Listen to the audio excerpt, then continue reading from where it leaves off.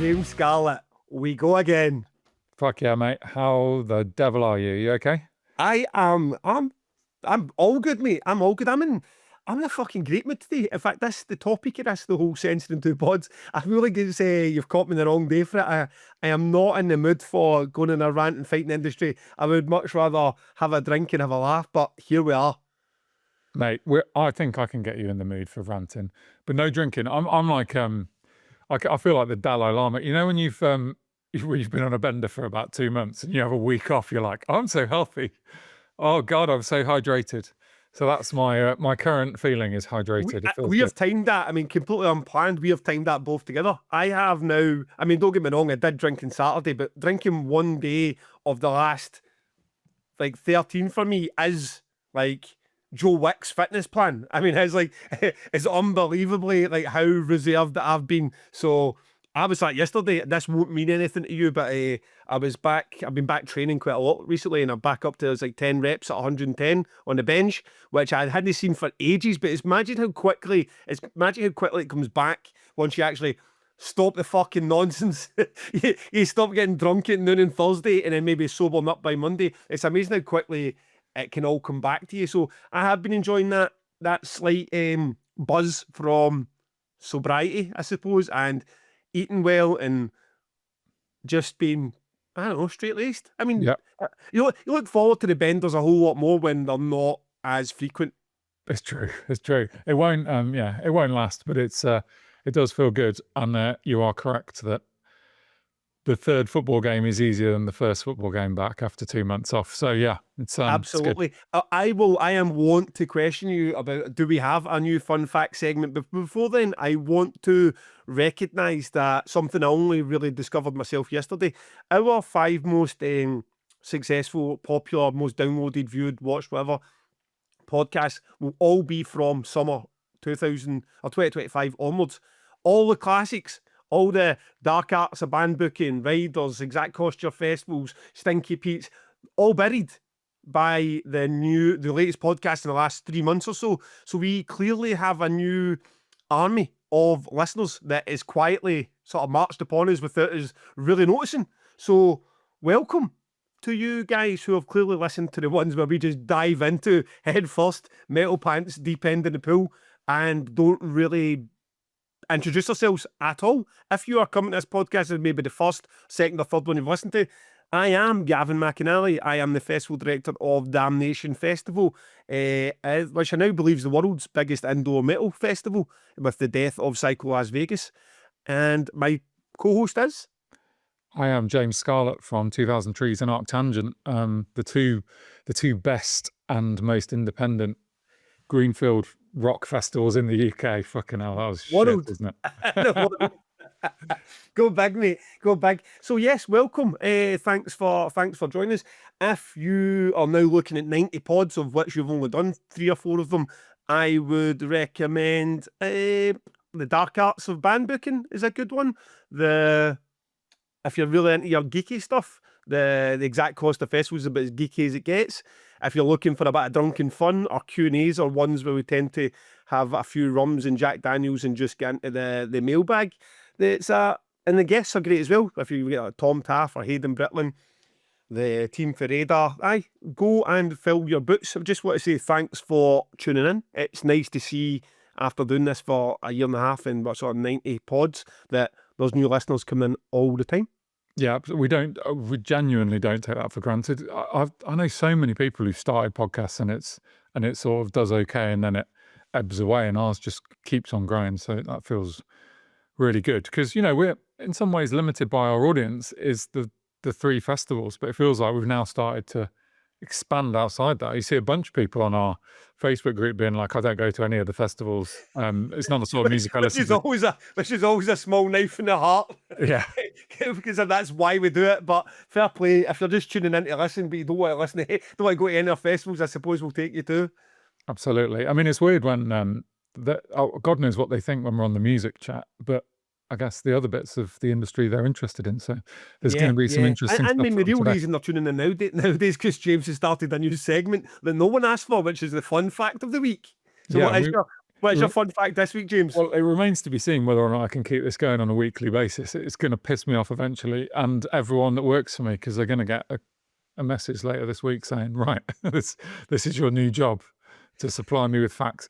So Rob has given me some Trees merch stats this week, which I thought were really interesting. So in terms of the sales, so starting off with the band sales at Trees, the overall winner, the band that sold the most merch at 2000 Trees, was Kneecap this year. All the headliners did great there. It's not really exactly news, but there are some interesting bands that smashed it. So in 5th place, La Dispute. 6th place, Delta Sleep. Now, I'm sure you won't thank me for mentioning the fact that Kev, who runs our merch, is also Delta Sleep's manager, Gav. So you don't need to be some sort of genius to wonder who got the best placement in the merch. The best positioning you ever seen. You had to walk past 3 Delta Sleep t-shirts before you got to a Kneecap t-shirt. Exactly. So well done, Delta Sleep, coming 6th place. Unpeople, 10th. Harriet, 11th. And Haggard Cat in 12th. Haggard Cat were the first band of the festival on the Wednesday to come in 12th place. Fair fucking play. And it annoys me because I really liked their t-shirt and I forgot to buy one. So maybe that's why they did so well. Couple more merch facts from Trees this year. 10% of our sales this year were in baseball caps, which I think you've got to give the credit to the weather for. You reckon? People trying to keep that's the sun definitely off their faces. 60% of our sales were t-shirts, and only 5% were hoodies and zip-ups. Again, it's got to be the sunshine, right? Usually that would be much more equal between t-shirts and hoodies. And finally, lanyard sales bombed because we've introduced the free app, which even I, by the time we got to Arctangent, even I had ditched the lanyard. I am Mr. Old School, and I had ditched it in favour of the app. Yeah, I mean, that's just technology taking it. I mean, listen, Darren, I don't want you using a sales pitch backing me after I've helped you get all these deals, but I think these festivals now going back without an app would cause a bit of uproar between the fan base. I think fans would definitely be like, right, okay, where the fuck is my app? Because I do not want to go back to being in the middle of a crowd with a torch trying to get my fucking what's happening at 10:30 on the Thursday night. So, well done, Meliora and the great apps, because they've clearly worked, and unfortunately you've lost some sales in lanyards. But I mean, is that ever like a top seller? Is that ever what you base the festival profits on? I mean, likely not. No, but we probably do. I mean, I'm making this number up, but I reckon between 5 and 10 grand a year normally in lanyards.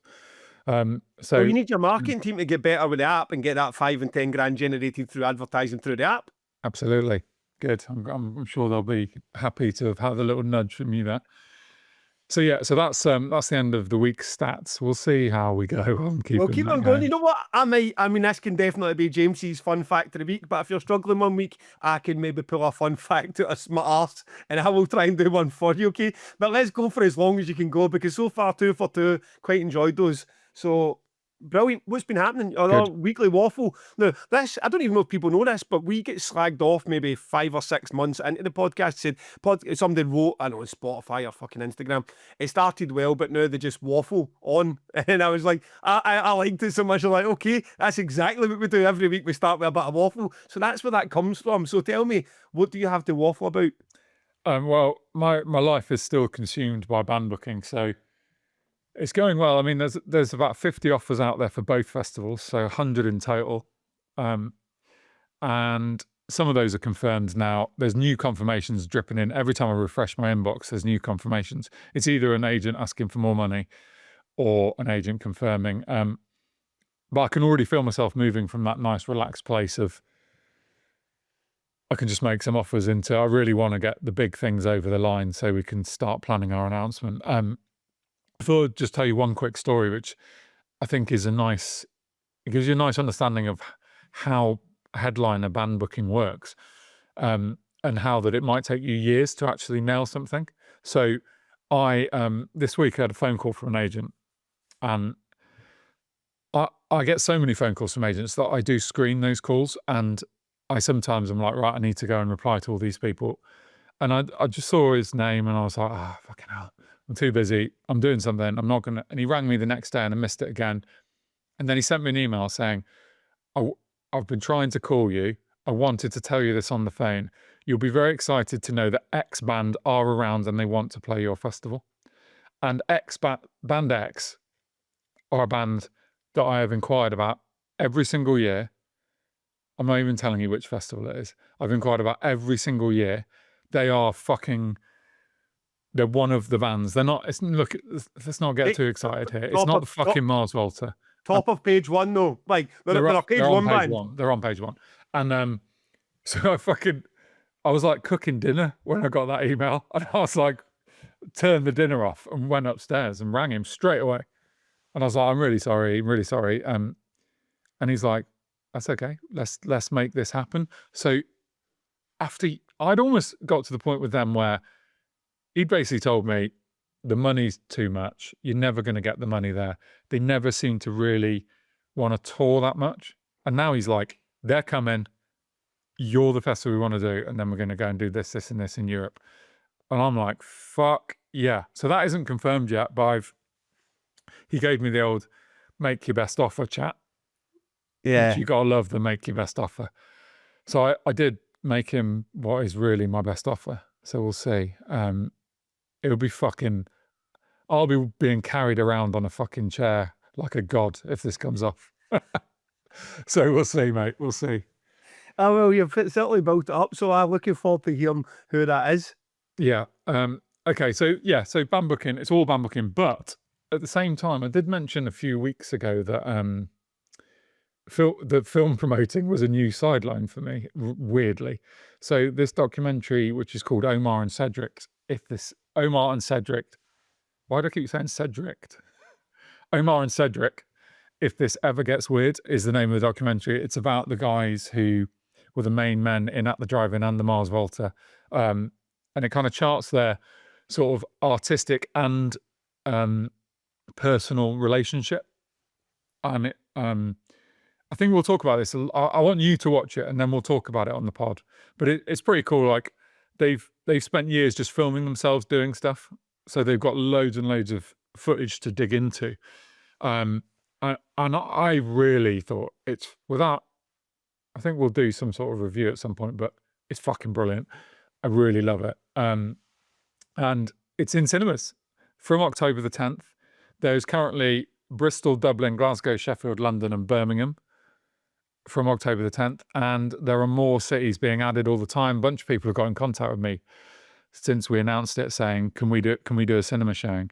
So it's pretty fucking exciting. I'm a film promoter, or I don't even know what you call it. So, but how do you go about that? So you've got your festivals and you know they're going to happen in this field and you're promoting to this database of ticket buyers. Where do you get started in a cinema tour? Well, luckily we're working with an independent cinema promoter who knows what they're doing and has all the cinema contacts. So we have not spoken to any cinemas. He's doing the speaking to the cinemas. His expertise is going to be getting to indie. You know, some people just like going to watch independent films. Yeah. And they'll go and watch anything. If it's good, they want to have their mind expanded. I know a bunch of people that like cool independent cinema. So he can get to those people. But I think our conversation with him was, well, we can get to the music audience. We can get to At the Drive-In and the Mars Volta fans. We know how to do that.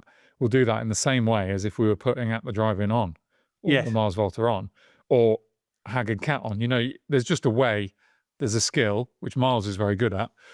We'll probably have Mitch, who works for the festivals, do a bit of work on it on the advertising, social media advertising side.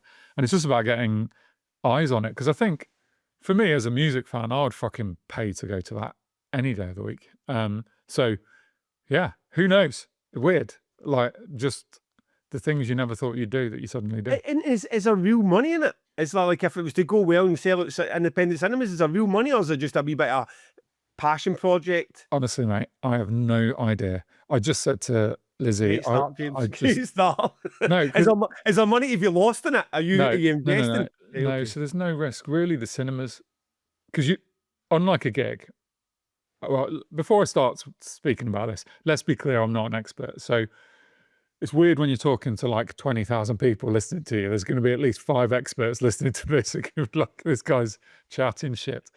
Look, it's not like a gig, so no one's got to travel there. The band haven't got to travel. You don't need a lighting sound person. You don't need a fucking security guard. So the cinema, I think, takes the risk. They are trying to get people through the door to buy their tickets and buy their popcorn and their fucking Coca-Cola. So this is a riskless enterprise for us, and but we get the upside on the other end if it goes well. So your involvement from the people who have the right to license this or show it or whatever we want to do it is they're basically buying your expertise for a percentage to say, we think that you'll bring to the table the Mars Volta at the drive-in music fans, where we've already got the target of the film fans. So if your percentage, let's just say it's 10% for the sake of a ticket sale, that's worth it because we're going to get enough extra ticket sales of using you guys to do that. Is that roughly? Yeah, and it's that's it. And without there being risk, I mean, so Lizzie just asked me how much we'd make from it, and I was like, I literally couldn't even guess a number. I don't know.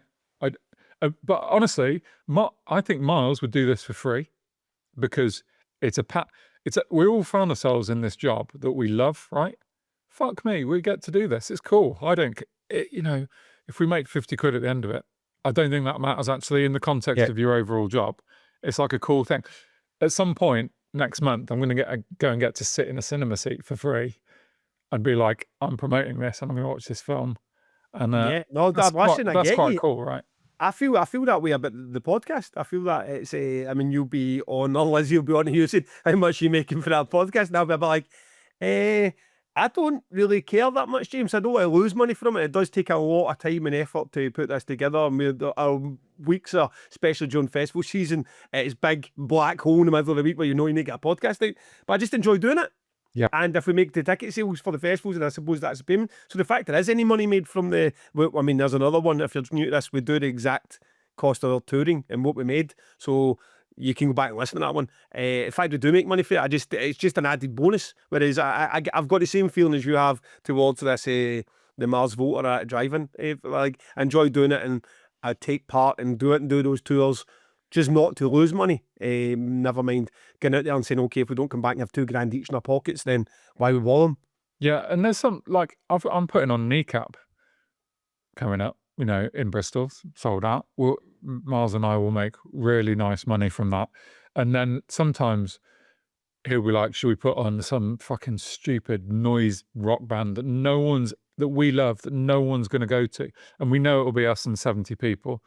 And you're not going to make any money, and you might lose a few hundred quid. And that's okay, as long as the whole thing is making money. Yeah, you can't just do that. I previously discussed it, I don't do local promotion. Although I might start. I had a couple of shows in next year. However, at the minute I don't do local promotion because there's too much of the take the money losing show, so you could get Fall Out Boy at the Hydro, and I just wasn't as invested enough in the scene like Miles is and you are to get your kneecaps. Now I'm not going to go in with my elbows out and start fighting friends that you have in Glasgow to get those shows. And I mean, even if I do the more local promoting in 2026, I probably will bring on a version of Miles for myself, somebody that I can trust who does that side better than I ever have, because I've never really bought into the full local promoting side of it and how it's all pre-packaged and 80-20 splits. Not so. It's interesting. It's interesting. But I think so. I don't know whether you want to talk about this now, but the way it works with me, Miles, is he is the expert in promoting. I am a festival guy. He is a touring guy.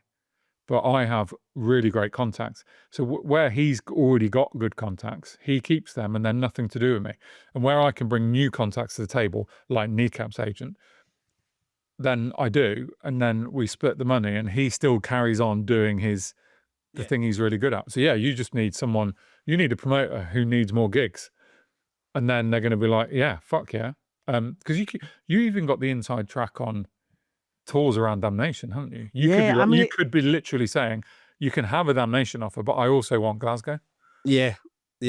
I mean, I could. Maybe I need to be a wee bit more ruthless with that whole thing, but then it's just, the money's never that great unless you'll get kneecaps, you know what I mean? It's like, the money's never that wonderful to be like, okay, and you split in half, and you go, okay, well, the effort we put in there for a couple £100 each, it's like that. I feel like a lot more effort than if you've got a good Damnation, for example. So we'll see. It's not something that you know another thing with me as well, I need to love it.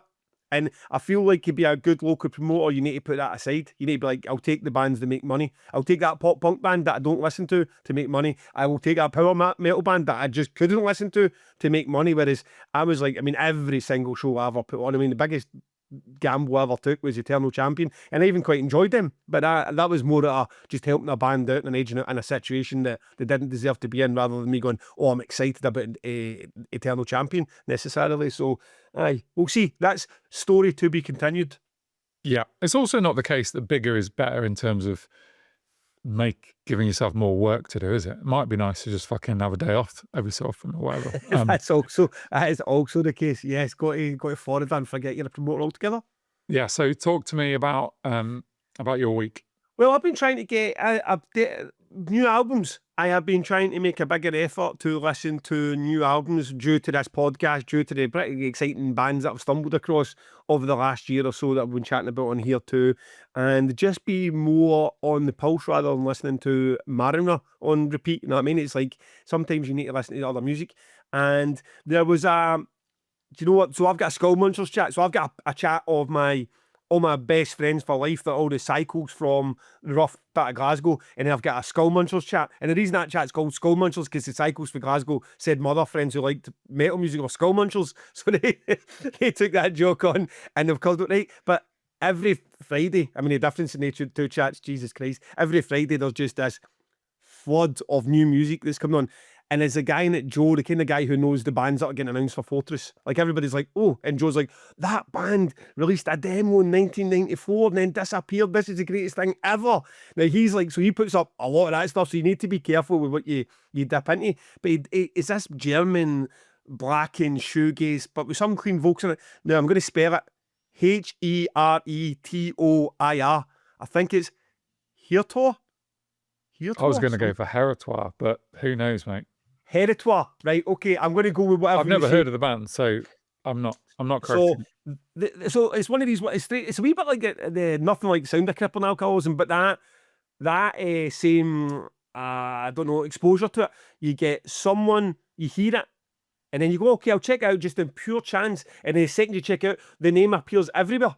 Everywhere you look, people are talking about this. The album cover's up because it's like a big fucking blackened bird tuning something. It's quite a eye-catching album, and the music's great. It's, as I say, sort of blackened, shoegazy, but weirdly with clean vocals. They're going to harsh vocals back to clean vocals. Probably isn't the kind of music I'd normally be into, but just something about it really caught me. And I was like, oh, this is great. And then as soon as you're like, oh, this is great, I wonder what this is all about. It seems to be everywhere you turn, you're seeing people talking about this band, which is always a good sign of something that's come that's new and interesting. And weirdly enough, when I was going back trying to clear through my inbox for the to-do list for Damnation, I've been offered them. Or I've been offered like a tour that might involve. Like, it's just one of these ones that just fucking falls right in your lap. So no for this year, or no for, it just happens to be this band are a band. Would you like to book them? So I mean, nothing's been done with that. I'm not sure saying that's the first band booked for 2026 or anything. But just out of nowhere, this band became quite exciting. In the midst of that, I listened to the new Paradise Lost album, a band that I've never really went too deep in. I've always booked them a few times, always enjoyed them live, always enjoyed the music, but never really got a classic album that I've sat with. Now the new album sounds great. It seems to be sort of span everything to do, from the death metal side of things to the real gothy doom side of things. Really enjoyed that, surprisingly more than I thought I would.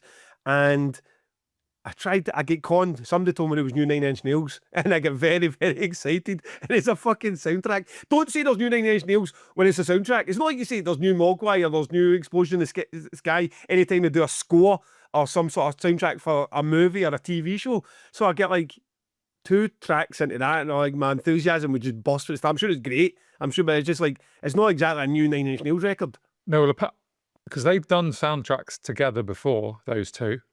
I forget, Trent Reznor and it's Atticus Ross, isn't it? And they've done a Social Network, didn't they? Yeah, and they've done a bunch of stuff, but they've never called it Nine Inch Nails before, which makes it seem like, oh, this must be a Nine Inch Nails album. But I've not heard good reports from a couple of people. I haven't listened to it yet. I haven't sat through it, and even when I'm doing all that, I mean, I've been talking in the previous weeks about the whole getting back in the Radiohead hype train, which is taking me back in a nostalgia trip, a nostalgia loop. The lot of the bands I was listening to 10 years ago, Massive Attack, and who did I put on last week? There was another band that I really enjoyed that were on last week's on the record, and then I realised that I really loved the Razor. Like, I loved Tom York's first solo record a lot. I mean, I put it back, I was like, I knew every fucking word to it. I was like, oh, where did I go with Tom York? Why did I give it? But it was another album released in 2019, I think, that there's a track, Dawn Chorus, that kind of came up, because now I'm getting barred. My algorithm just giving me all Radiohead and Tom York stuff. And it's another absolute classic that I love. So I'm a way back down a path with Tom York solo stuff, never mind just Radiohead. So it's been great. I've really enjoyed between the new music, which is actually new, just out, and the new music to me that might have been released for 5 or 10 years that I just never investigated because I went away off and I don't know, an Amun Ra hype train somewhere else. So it's all been fantastic. Good stuff. There's loads out recently. Stuff that you have. Well, there's 2 Damnation releases that you haven't mentioned. One is Castle Rat, that has had loads and loads of really, really good reviews. And also Crippling Alcoholism have got a new album out. So that's 2 albums that people should definitely check out. From my Where end, are you now, Crippling? I feel like we chat about them a lot, but I never really get any sort of like vibe back for you with Crippling Alcoholism. I am on. That new album is amazing. I'm reserving judgment. I want to. I'm going to watch them at Damnation. I've only listened to the new album once. I don't know actually. They're certainly fucking interesting. It's certainly something that it's not. They don't sound like someone else. It doesn't sound like anyone else. Which I like in general. I don't know. I thought I liked the last album without loving it. So I will go in on this one, but they're right at the top of my list to watch at Damnation. Other stuff, well, there's a new Biffy Clyro album out. There's a new Igor album, Dinosaur Pileup. All of those are worth checking out. Really excited about the new Cardiacs album. I don't know if you know about this band, but they're one of those, like, they're a much older band, been around for years.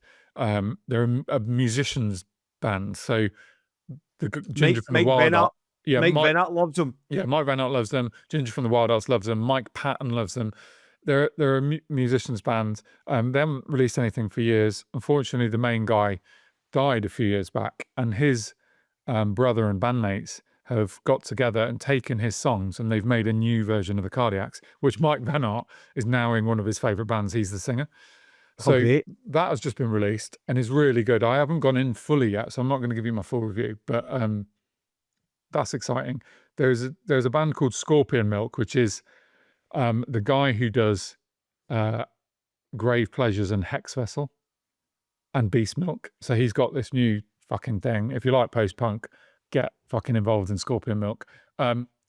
Coming up any day, Perturbator, another Damnation band, Thrice, Idlewild, Alpha Male Tea Party, and then even further into October, there's like Creeper, Psychonaut, Chatpile, Conjurer. I mean, all of those albums come out when I'm on holiday, which is just like they made it for me. Well, make sure you get, because Psychonaut and Conjurer are both on Damnation as well, so more to pile up the clashes with. Yeah, well, I'll be going deep. I mean, Psychonaut is a very exciting day when a new Psychonaut album comes out for me. But all 4 of those bands I'm fucking well into, so it's going to be quite nice waking up on holiday, going down to the beach and just downloading the new Creeper album and having a listen. Fuck yeah. That's right. And Oman. Yeah, in Oman, yeah. The one white European just sitting there like, oh, how'd you get your pal? I was just reading up on Oman, and one of the things it says is offensive t-shirts are really a fucking no-go. So I've got to like go through my wardrobe and try and find something where there isn't like a guy being stabbed through the eye with a dagger or whatever. Yeah. Okay. So plenty of music. Now you were very honest there with the whole. You know what? You've got no fucking idea what's happening with the tour with your cinemas and the screenings. You're just like happy to be involved, and I feel like it's a wee bit of honesty helps. Going, us two come on here just pretending we know everything would, well, firstly be a lie, and secondly just a bit arrogant. So why don't I embarrass myself a little? I have never claimed, not once, to anyone in the world who knows me, that I am good with numbers. In fact, I am embarrassing with numbers. If it wasn't for the calculator, there is no way I could get myself through a shopping trip at Aldi. I just don't, I don't know, I just don't process numbers well. They don't stick with me. I just kind of, I'm fucking awful at math, right? I'm just awful. So we had to chat about the merch.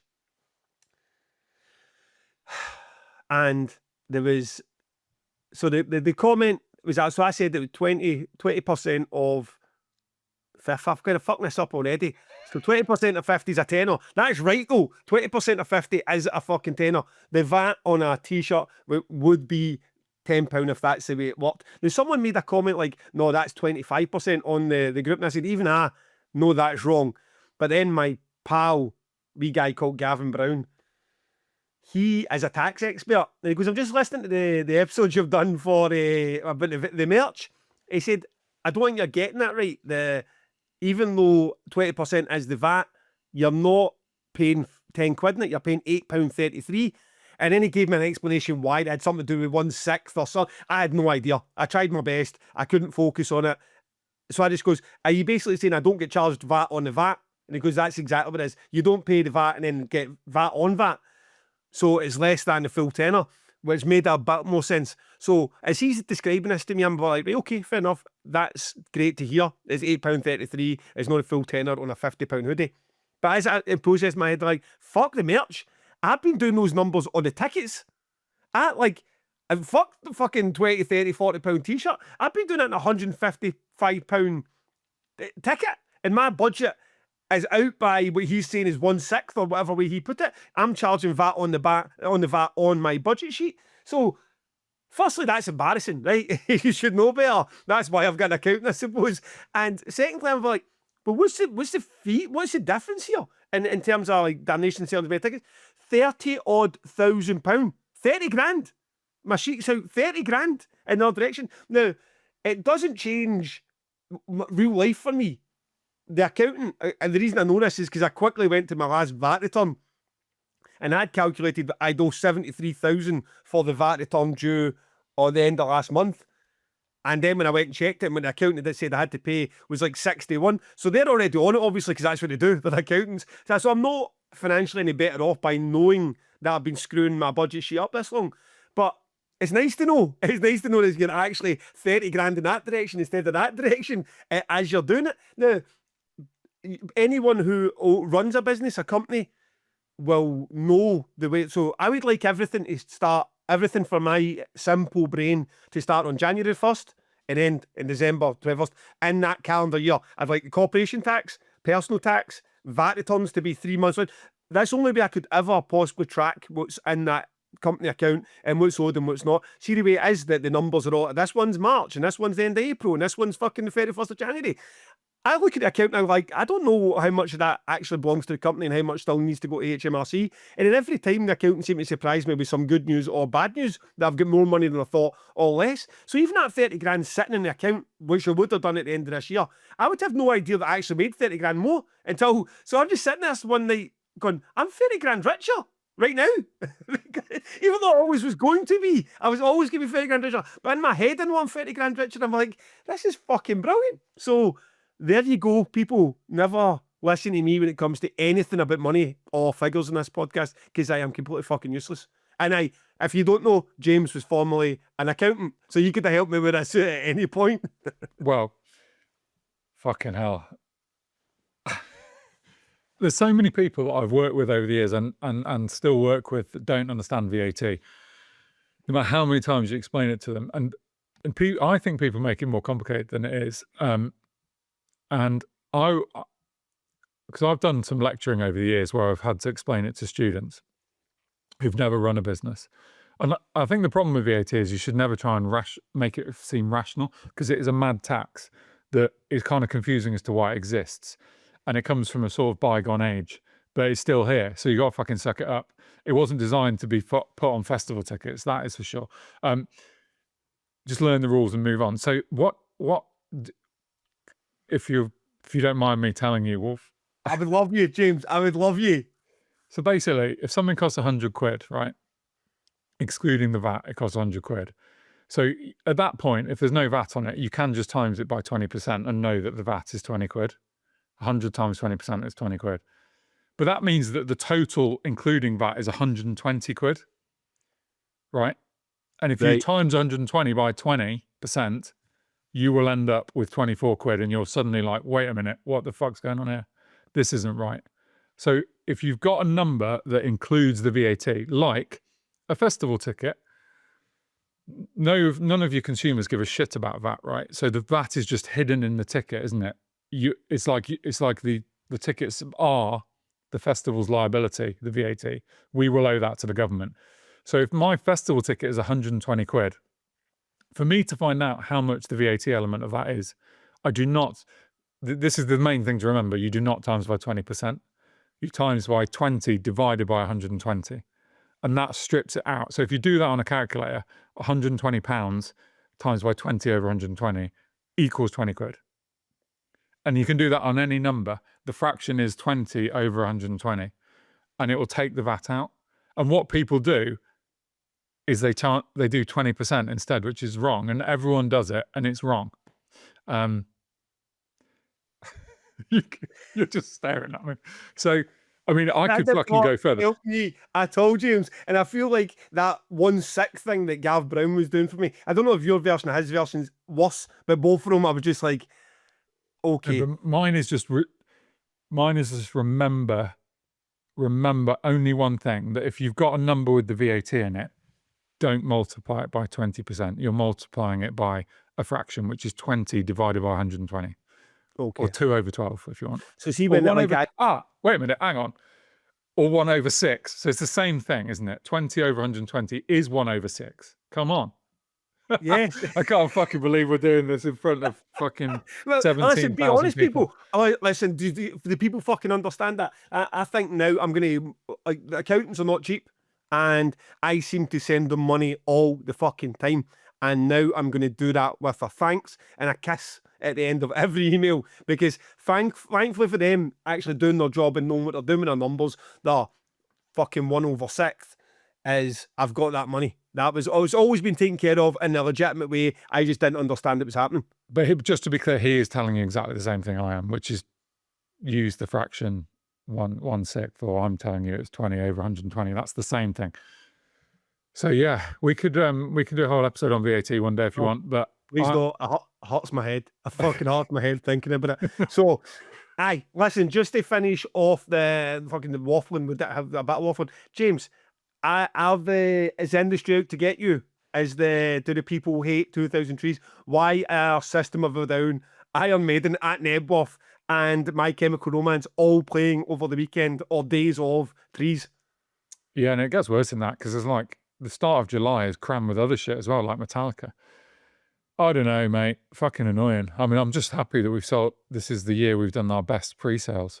And actually, I asked Danielle to go and have a look because we allow refunds. I asked her to go and have a look if there was any spike, and there wasn't. So, I mean, I'm not worried about Iron Maiden, to be honest. Like, I can't see that there's a massive crossover in Trees and Iron Maiden. And also, if you're an Iron Maiden fan, you've fucking seen Iron Maiden, Jesus Christ, a lot. And the lineup they've put together is very uninspiring. Like, the Darkness is the main support. I can't remember who else is on it. The Who. Really? No. No, that was so bad. The Who, yeah. Yeah, the Who. Yeah, the Mongolian band, yes. They are. And the Rolling Stones and Oasis, I fucking find them on there. It's fucking annoying, though. Really annoying. Like, you can't. It's the same as the conversation we had about Malevolence with you. You can never know what it's taken away from you. And now you're staring down what might end up being your most successful ever year, and you will say that Malevolence had no effect, but it will have had an effect.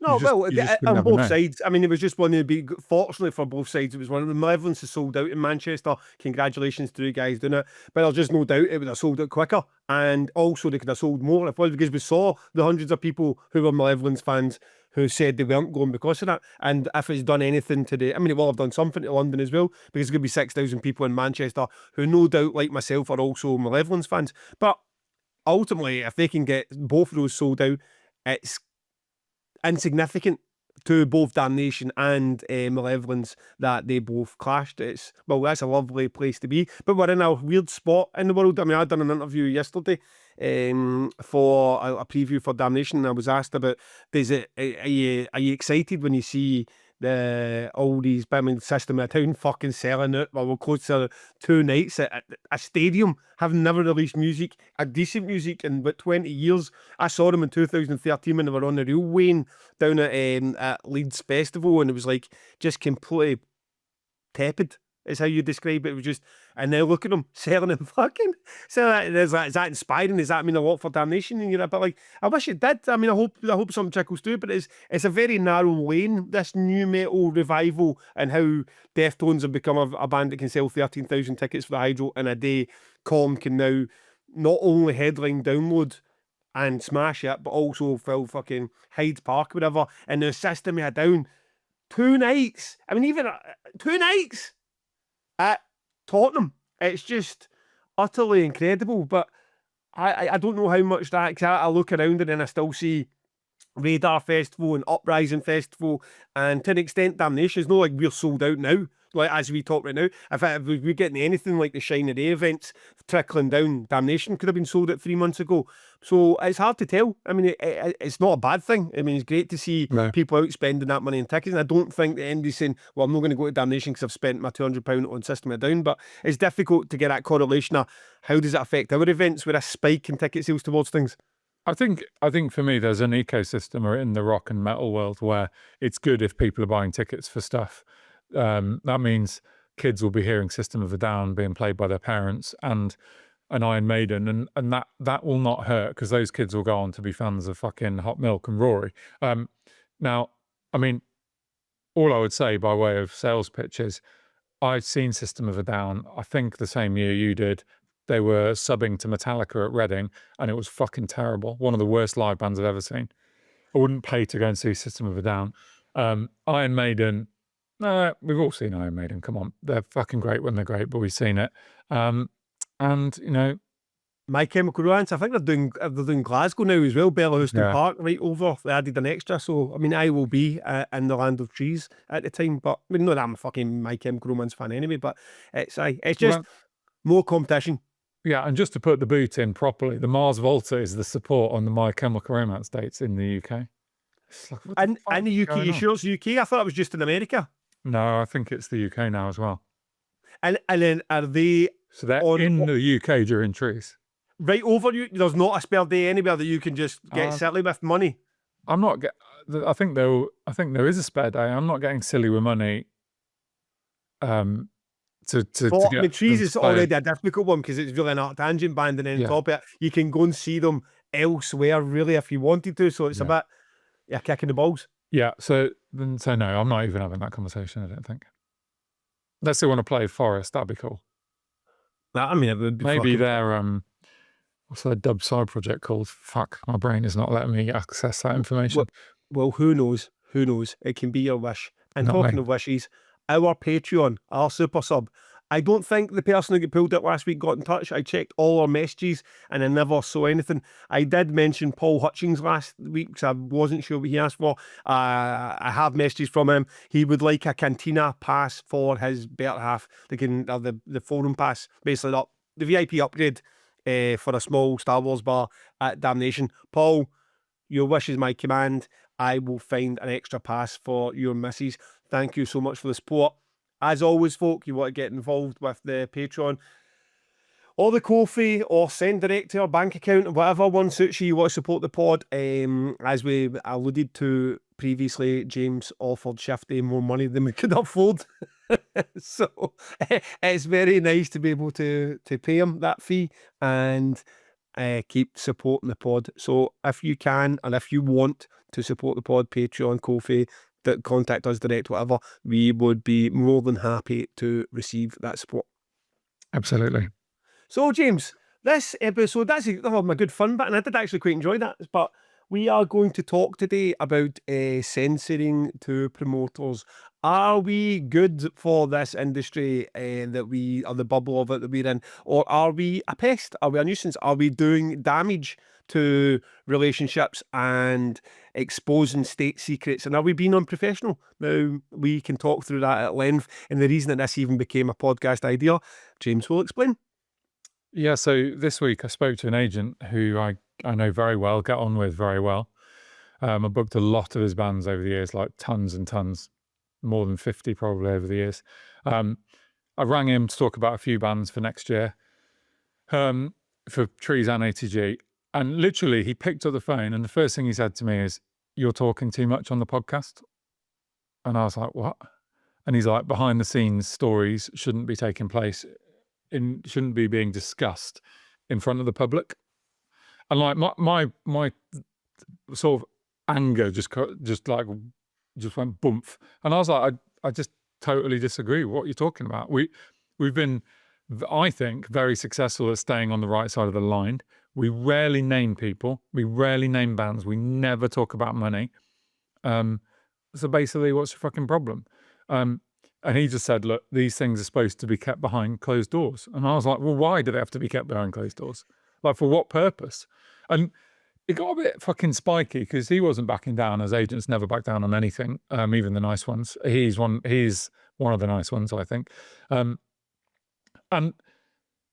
we just ended up having to agree to disagree. So ages ago, I told him, he doesn't listen to the podcast, right? As far as I'm aware, I'm pretty certain he's not listened to even 10 seconds of it. He's just aware it goes on. He sees my Instagram stories or whatever. And I told him ages ago that I did talk about one of the deals that me and him had done. And I did mention the band name and I didn't talk about numbers. And at the time, he was kind of okay with it. He was like, you shouldn't have done that before. And I was like, well, it's fine. Look, it was fine. I'm not saying anything that is some state secret. So the thing is, he already knew about the podcast. He already knew I talked about him and his band. And I'm not trying to talk about people without them knowing. I'm quite happy for him to know we talked about it. Because really, 99.9%, there's nothing I've ever said on the podcast that I wouldn't stand by. And I think you're the same. So, I mean, I was like, well, why are you even fucking bringing this up now? And it turns out someone else in the industry who does listen to the podcast had been in his ear this week. I'm not going to tell you who that person is, but they've been moaning about me. And I think he's probably not the only person they've been moaning about me too. But word does filter back in this industry if you talk about people behind the back. And that is how he'd sort of brought up the podcast, is because someone had been talking to him about me. And look, at the end of it, we then went on and talked about the bands. I made him 3 offers for his bands that day and all is fine. And actually I sent him an arty WhatsApp message later that night to be basically like, just to be fucking clear, this is where I stand and I'm not in the wrong here. So fuck everyone else. And he just did like a laugh emoji and we were all fine. So, but I'm like, because I'm not a feisty guy, right? I'm not a fighter, and I'm not someone who likes loads of conflict. But it really fucking wound me up. So I'd be quite interested to get your take on it, because obviously we had an issue with another agent about 8 months ago who was slagging us off behind our backs. And at least, fair play to this one, he came to me and he said it straight to me. He told me what he thought. And I do appreciate that, rather than, I suspect that there are other people in the industry probably that talk about us. I don't know. I mean, I suppose the questions we should ask ourselves are we going too far? Why are they scared? Are we actually a fucking problem here? Yeah, exactly. I mean, I've had a couple of days. I've quite enjoyed the sort of reflection on this quite a bit. And we never started this for any other reason. We never started this for money. I mean, I can put tickets on sale for the Forum pass upstairs in Damnation and make more money in 6 minutes than I can make doing 2 years of this, including the tour. It's not for money, believe us. And even if you were to put the hours we put into this to come and record this each week, it's probably lucky it wouldn't even make minimum wage. So it's not to get rich. even as well as this is done, and believe me, I'm blown away with how well this podcast is done, and it's not to get famous. I don't mind the wee bouts of fame at Art Tangent, Trees, and Damnation, but I'm also glad that you leave those fields and car parks and you go back to reality. And ask yourself this: if you really think I want to be famous, who in the fucking world tries to be famous doesn't have an Instagram account? I mean, I'm not looking to put my face out there. This was started to promote Damnation Festival. You're on board to promote your festivals, sell tickets. It's part of the marketing plan for our festivals, alongside the mailing list and the Facebook page and Instagram and the rest of it that we push our festival out. So I'm delighted it's gone well, but it's not for fame or money. And that's the first I think some people get being about. I think there's also a wee bit of people in this, some people in this industry maybe get the wrong end of the stick. We come on as if we're the finished article, and we are this one and the other. This is how you promote. Like if you listen to us properly, we forever say that it's a learning process. We understand where we are in the industry. We are not operating. We don't own Glastonbury. We don't book Download. We aren't involved with Leeds and Meadow. We know. So it's not like I can imagine that there's some big agents, big managers, big about like, oh, they don't even book Iron Maiden, and here they are on here trying to tell people about 80-20 splits. We understand, and if we were that high up the chain, maybe we would have lost touch with the things we do know about, the overhead, the albatrosses and the dim skews, and how much it costs for per hour for the security, and the things that make some of the things we say interesting, because we are so involved at the very basics of it, that you get so far up the food chain that maybe you'll just get a team of people to do that for you. So that's what I would say about that. I've had a few days to think about this, about I'm getting better as I get older as well. It's like, don't just follow your own belief system. It doesn't even matter if it's about politics or if it's about an argument you've had with your wife. Like, take 10 minutes. Like, are you the one in the wrong? Are you being a dick here? And I've done that with this podcast. I've thought it over, and I was like, I couldn't understand quickly like why I didn't care about the opinions of those people that were involved. I was just overcome with indifference about it, because it's like, why don't I care more about these opinions? And then I thought, because I did in journalism. When I was a journalist, it's not like it's so much that you look up to people. Like, when I was a journalist, I looked to people like Alex Thompson or Jon Snow on Channel 4, and I'm like, I strive one day to have that talent. I like war correspondence, to be able to fucking produce that level of professionalism in a difficult situation. Even like tabloid hacks then at the Sun or the Daily Record or like people who can get that information and condense it into that 17-word intro. I always looked at that, the opinion of my editor mattered to me. So it wasn't like I never came from somewhere that I'm just so fucking pig-headed that I walk about the world and think, oh, that's that, I don't care. But in this industry, I just don't have it. I don't have it. I don't feel like there's any inspiration or people to look up to. There's people I respect. There's like, you can get to the top of the tree this game like Cam Hack did, and I've got all the respect in the world from. Like, Tom Taff is an agent. I mean, he surprises me all the time. There's new ways that he can play the game fair and be pretty transparent, and you don't feel like sometimes when agents move the goalposts, and you seem to be the only one that ever suffers. With him, he moves the goalpost and he goes, well, I've moved the goalpost, so how do we rectify this deal?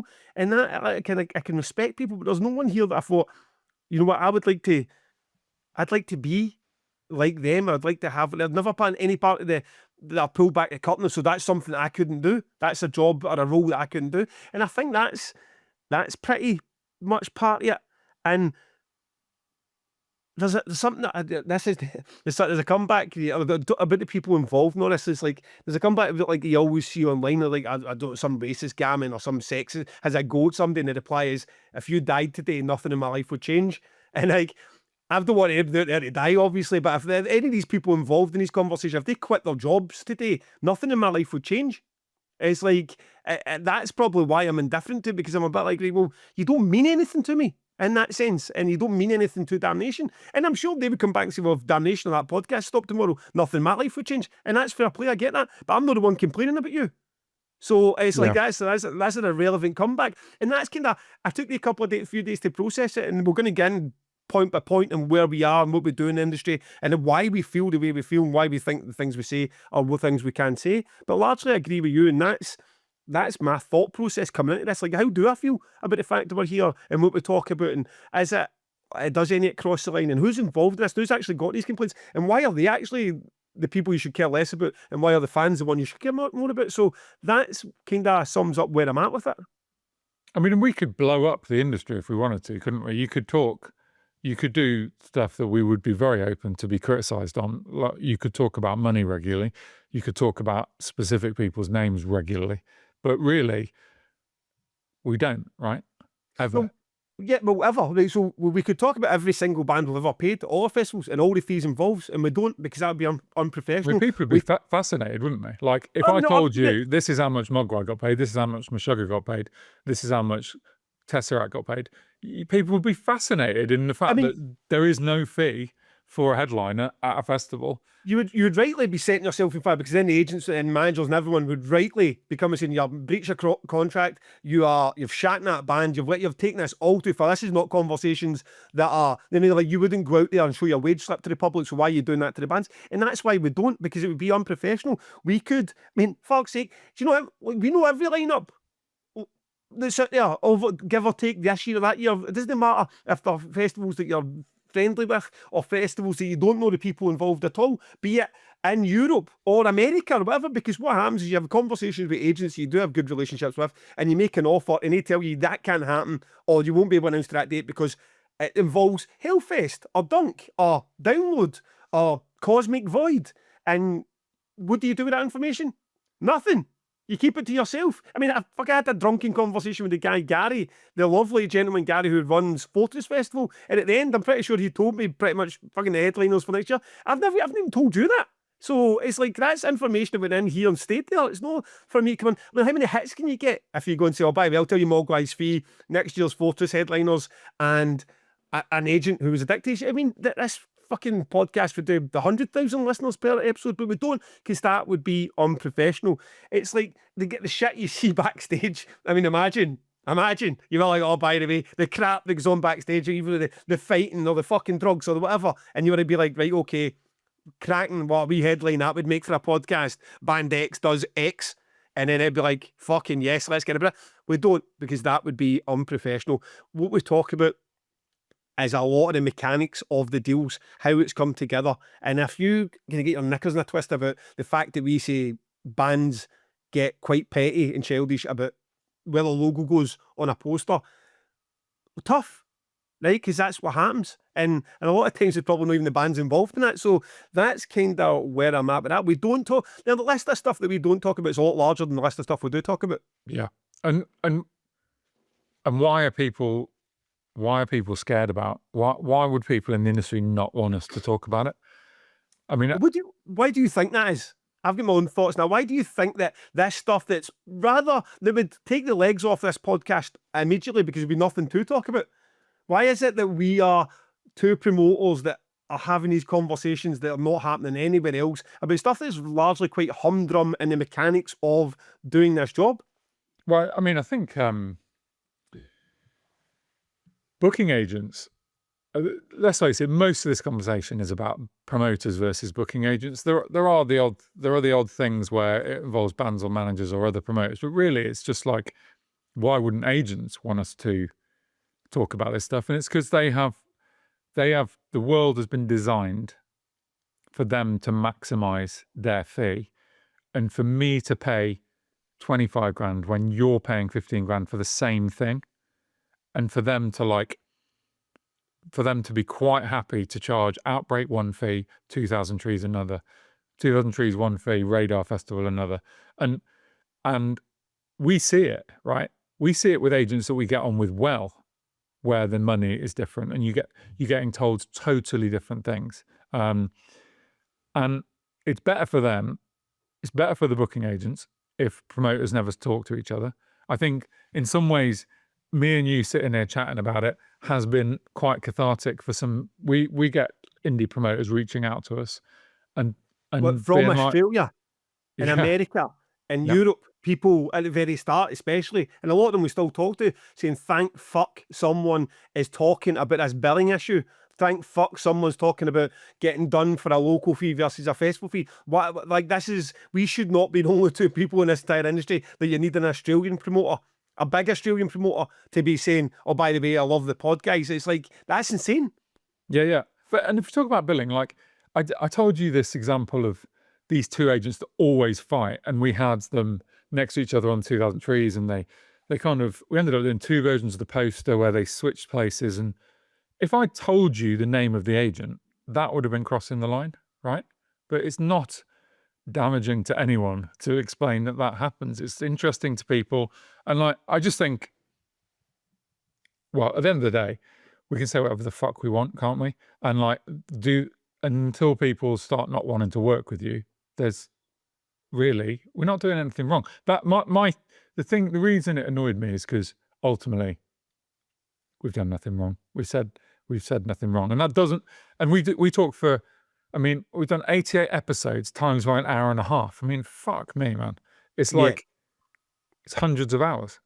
And on that power thing, firstly, before I go into the fact why they do it, the power thing is like, so you're pre-programmed in promoting the agent as God, and the relationship with agent as God. Because what's happened in some cases, not with all agents, is they abuse that power, because what they use are, you want band X, you're going to have to play nice for me and to get access to band X. That should not be the case. What should be the case is, are you a professional promoter who puts on a show you're going to put on, pay the money you're going to pay, and going to make sure that the act gets you do it. But a lot of times, like, no, if I have a dispute with you that's got nothing to do with this band, you're going to be restricted from getting access to that band. And that's not really on. And it's one of the things that the agents would probably rather get you, because that's their power. But the bands themselves, they don't, I'm certain that they don't want to be involved in that type of politics, and they're never exposed to it. And it's a strange one for me right now, because I've got a situation where there's a band I know for a fact would play Damnation. I know for a fact they would come and play the first time at Damnation,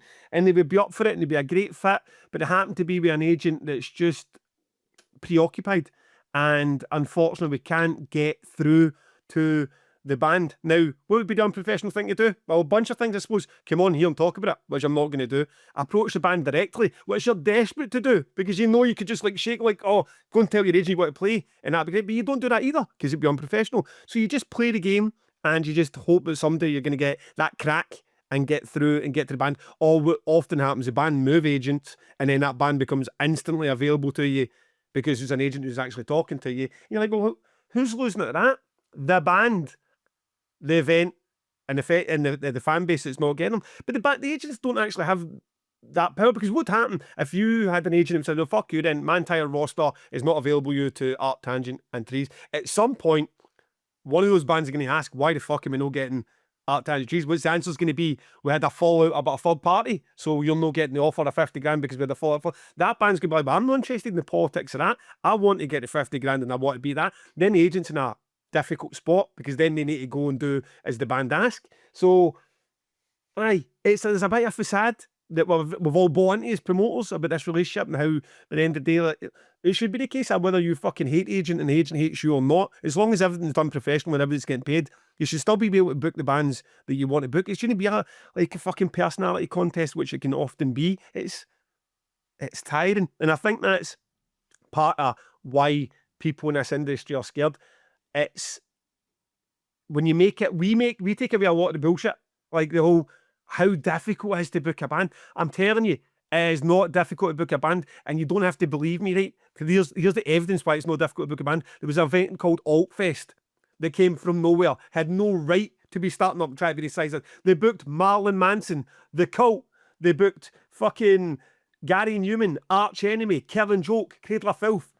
But from day one, but they just sent an email and said, hi, I'm Jim Bob. Any chance I can have Marilyn Manson? They said, well, can you pay, let's guess an amount, 500 grand? Yes, we can pay 500 grand. Boom, there you go, stick them in the poster. Can we, oh, okay, this is fucking brilliant. Can I do it, Gary Newman, Arch Enemy?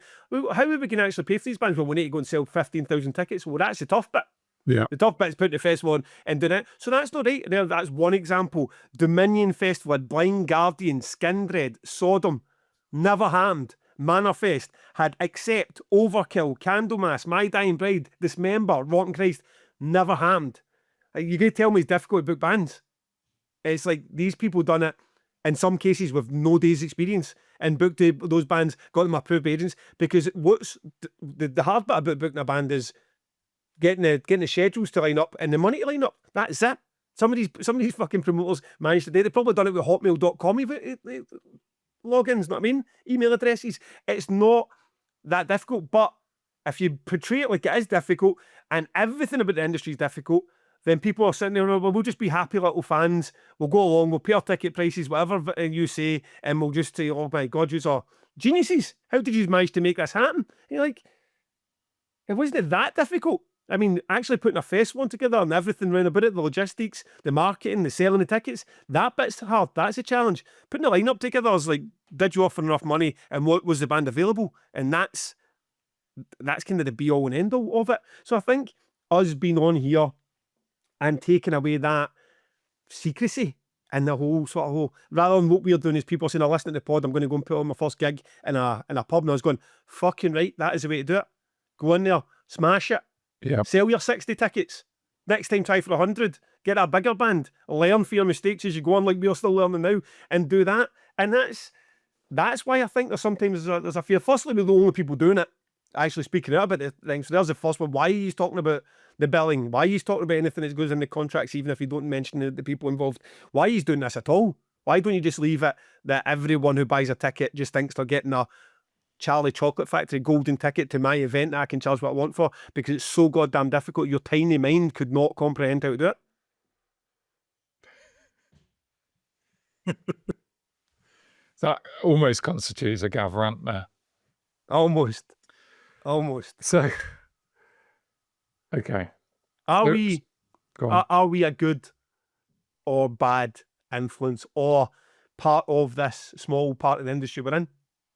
Well, I was just about to ask you the same thing. Absolutely. I think, well, look, I mean, I'm not fucking here to be a good or a bad influence. I'm certainly not trying to be a bad influence. I don't want to pretend that the reason we started this is so we could be a good influence, but I would fight against the idea that we bring any overall negative aspects to the music industry. I think we're like a bit of escapism for people, and people like listening to us, and we don't cross the line, and that's enough, I think, for me. I'm not necessarily going to claim some fucking massive credit for being a positive influence on the industry.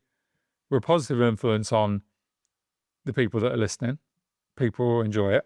They have a little laugh at us, and they get interesting facts, or what our versions of facts are, and that, I think that's enough, right? We're not fucking trying to change the world. I mean, and that's the same as I feel about the rest of my job. It's like we're just booking some bands and putting in a field and making everyone have a good time. Yeah. I mean, I tried to again take 2 steps back and look at it. Okay, well, what is objectively what would be seen as constituting something positive or negative through the platform of this podcast? So I went and looked at like, okay, but what are the episode names called? Who have we taken the time to shine our spotlight and listenership towards? Now, Radar Festival, Outbreak Festival, Fortress Festival, we've all had episodes named with them name checked in it that we have spoke quite glowingly about all 3, giving Radar a platform with the old Bob Villain situation as well. Then we had a download. They don't need our backing. We're not selling tickets for download. We had a download preview. We had a download review. Now that's, again, we're using this platform for whatever it is, to talk about other events and shine a light on what they're doing. We never shut up about Roadburn and Hellfest and Dunk and how great they are. And in passing, in conversation, we will talk about Incineration and Bloodstock and Cosmic Void and Uprising and these as well. It's like we're not sitting here going, the only 3 events that actually happen in the UK are Tangent, Damnation and Treason. That's all we can buy for. We'll talk quite openly about other lineups and what's good and what's bad and what we believe in it. And that's just from, in some cases, competitors, people that are trying to put on an event that have taken bands that you might want to book, or a fan that might go to that event instead of yours, especially like an Outbreak or fucking Radar that are sitting in Manchester on the same spot. So you think, now that's positive, because what we're not doing is coming on and going, well, Radar's a pile of shit, isn't it? Let's just spend your money at Damnation. And then, I mean, don't get me started in the bands.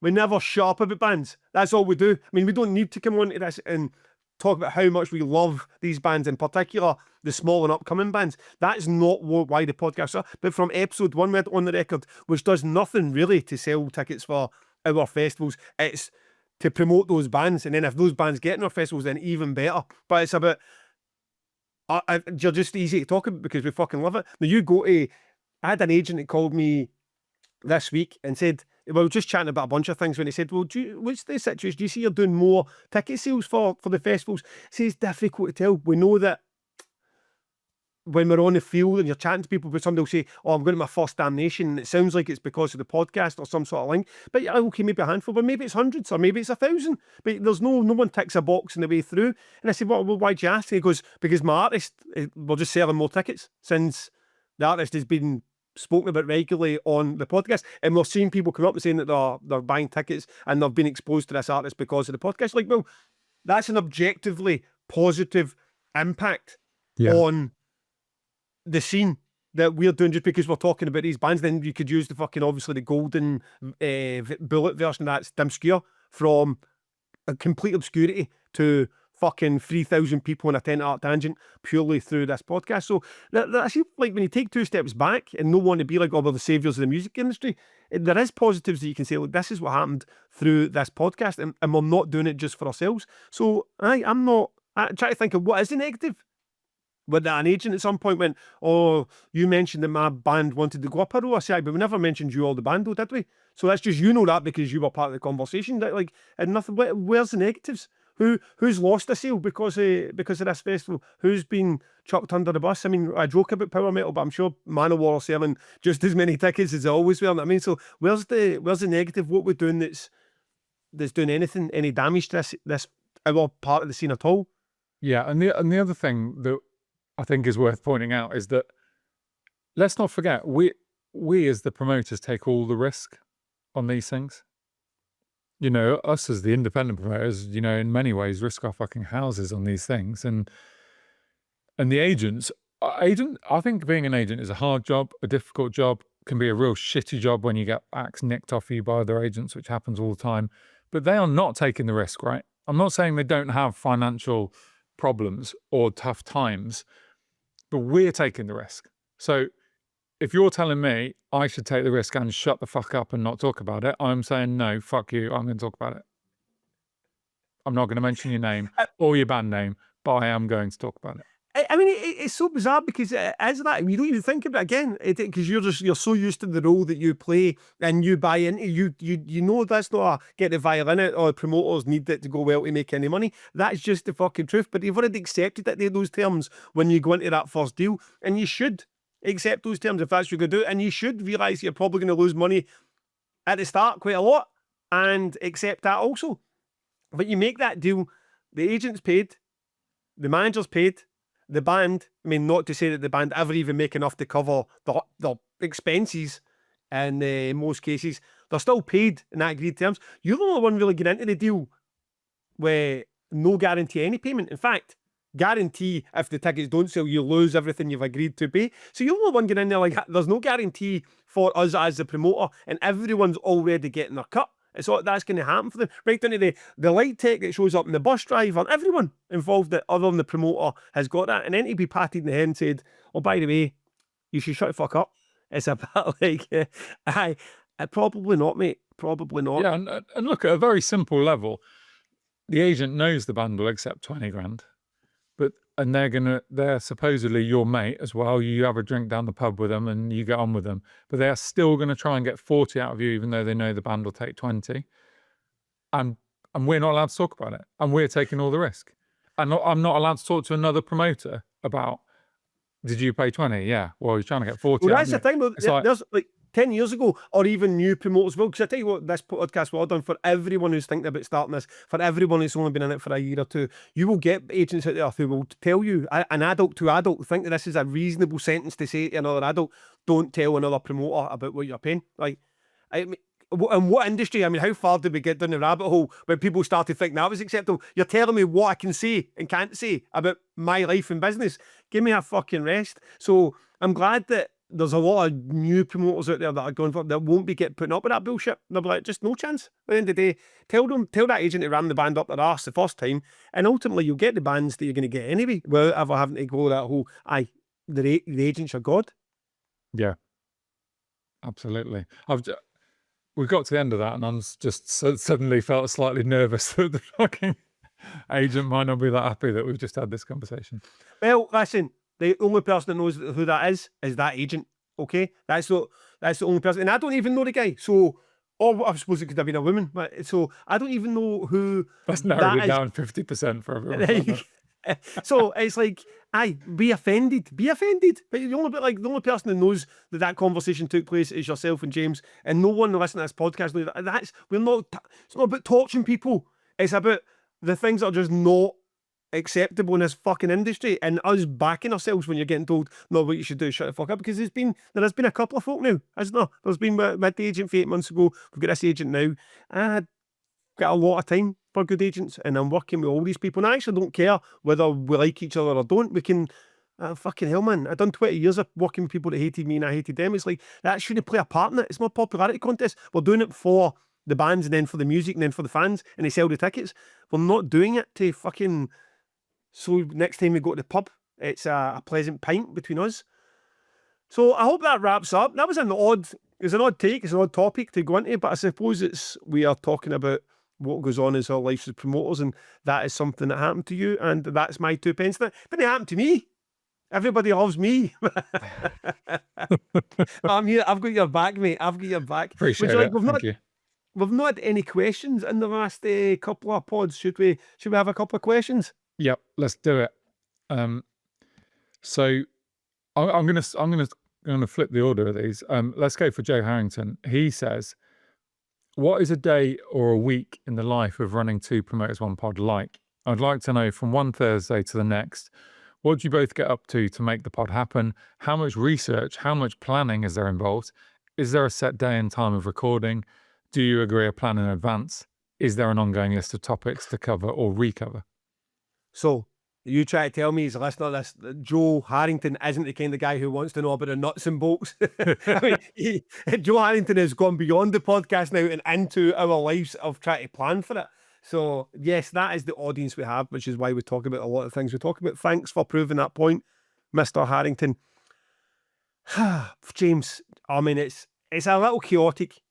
Week to week, there isn't, I mean, this plan wasn't the plan when we finished last Thursday's podcast.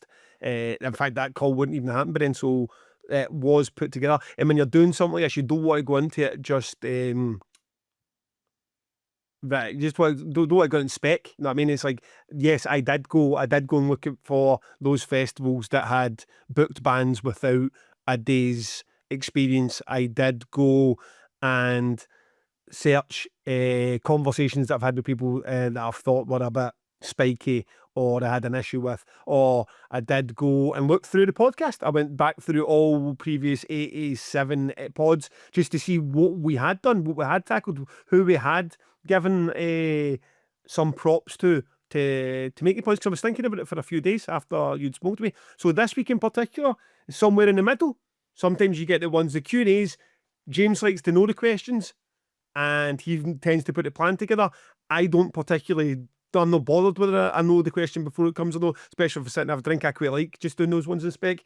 If you're doing the exact cost of festivals or riders, I am in my loft going through boxes and pulling out riders for various years and budget sheets and downloading stuff and try to get stuff with Paul, so I know when I'm coming on I'm going to give some answers, and I'm going to say, oh, I'll go back and I'll check up on that. So it's sliding scale. I would love when James got a holiday coming up that he spoke about. I've got Damnation coming up that I've spoke about.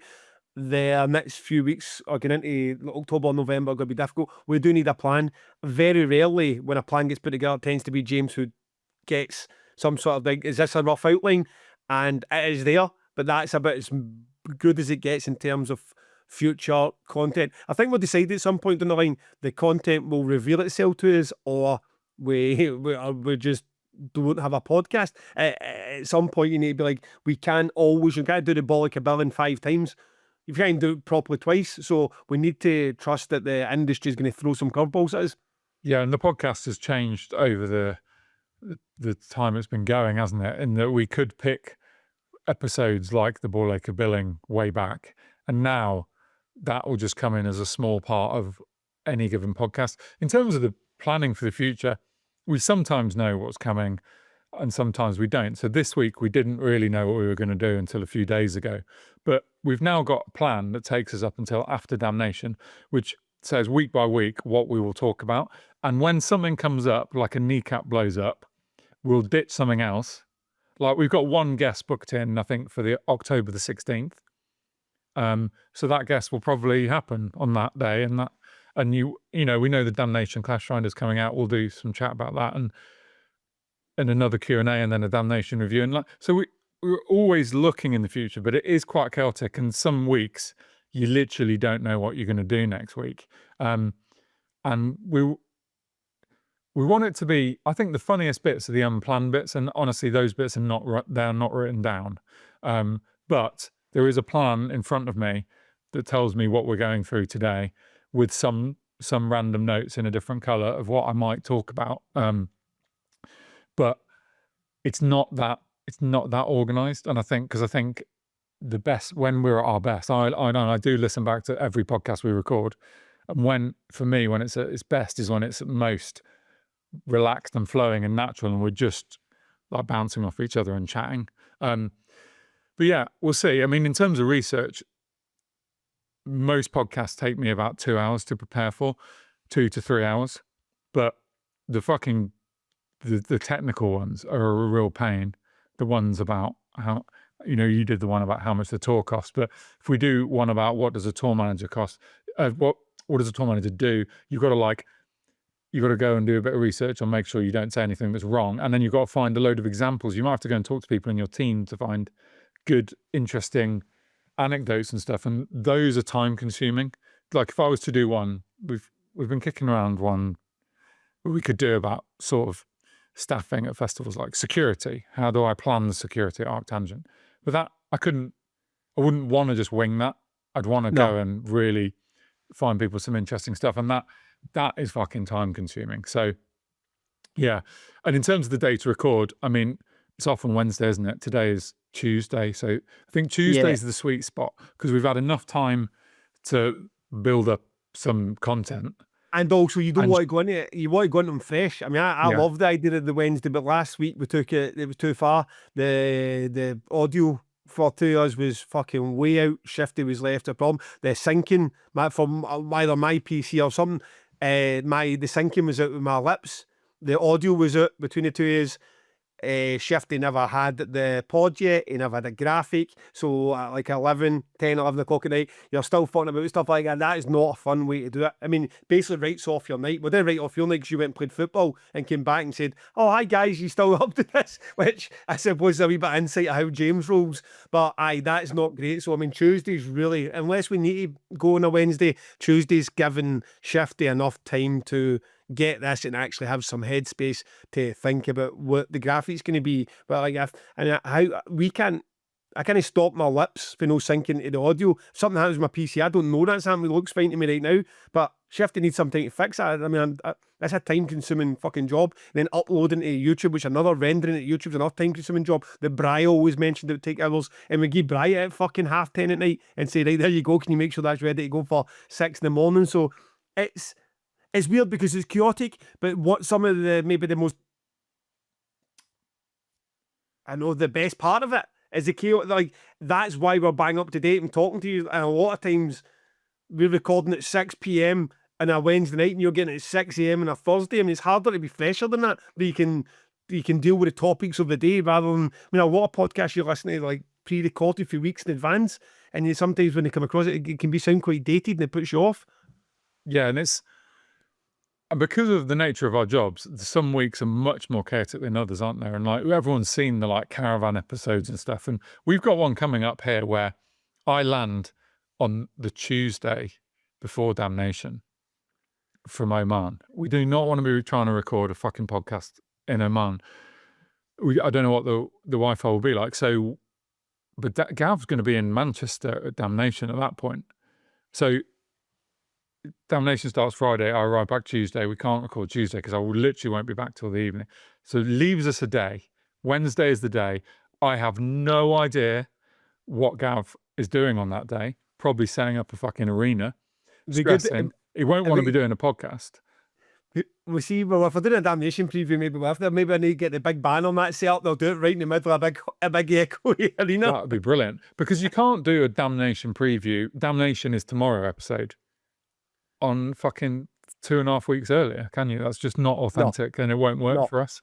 But we'll make it. Is it like by the time you're sticking a mobile phone to a glass window on a balcony, yeah, I suppose you've nailed your colours to the mast. You are putting content as king over everything. You know that the audio is going to look sound shite for that. You know the video is going to be patchy, and you're doing it anyway because content is king. That's what people want. Do you want the production always to be beautiful and like everything to be better? Yeah, I'd love to do this in the studio with you. I would love to wander in, and the two has been somewhere we could get to and getting the headsets on and having a sort of the downbeat style production would be amazing. But it's just not realistic. I am not flying to Bristol every Monday, and you're not flying to Glasgow every Tuesday. So it's just the way we're going to have to do it is the way we're doing it. But aye, it's great. I mean, it's a very personal podcast today. I feel even this last question, Lawrence Brabender, with you two being much closer than we were before the pod, how is this affecting booking? Are you sharing lists of bands with each other to work out good prices and discuss possible sharing of bands, or are you keeping that side separate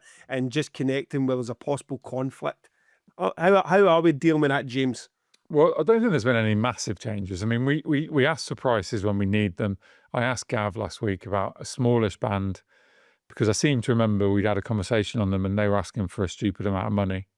And what he replied to me did actually make me not want to book them. So I don't know who. Gav's got a bunch of confirmations for next year maybe, and I don't know any of them. And I've got a bunch of bands booked for Arctangent. And he might know a couple. He knows a couple. I told him a couple that I've made offers for because they're bands he's fans of. But we're not like in each other's pockets, sharing each other's spreadsheets and stuff. But I thought this was. I'm just going to open my phone. I thought this was interesting because an interesting question because last week we had a conversation. Again, I'm not going to mention the band name. I replied saying, "Have you got band Z for next year?